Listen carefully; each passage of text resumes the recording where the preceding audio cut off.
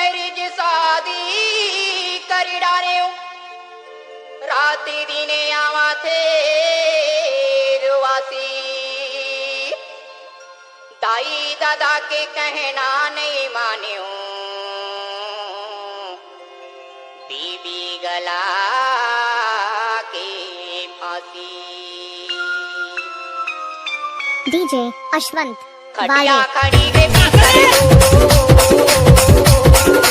खटिया खड़ी के बिस्तर ना बोले हम दीवाना पति बने आओ मैं नौकरी दीदी दीदी आगे जमाना पति बने आओ मैं नौकरी दीदी दीदी आगे जमाना खटिया खड़ी के बिस्तर खटिया खड़ी के बिस्तर ना बोले हम दीवाना पति बने आओ मैं नौकरी दीदी दीदी आगे जमाना पति बने आओ मैं नौकरी दीदी दीदी आगे जमाना DJ Manoj exclusive.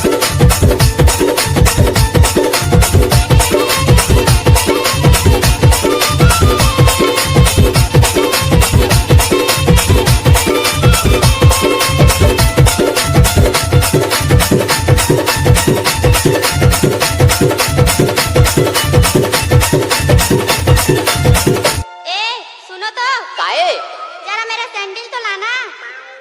ओहो अरे जल्दी करो ना। ओहो जरा जल्दी करो भाई, मुझे शॉपिंग के लिए मार्केट जाना है। हे भगवान हे राम जी मोर मरना होगेगा हम मरना होगे। अरे जरा मेरा छत्ता भी लेते आना। ओहो सुनो ना, हाँ जाओ तो रिक्शा टांगा देखो।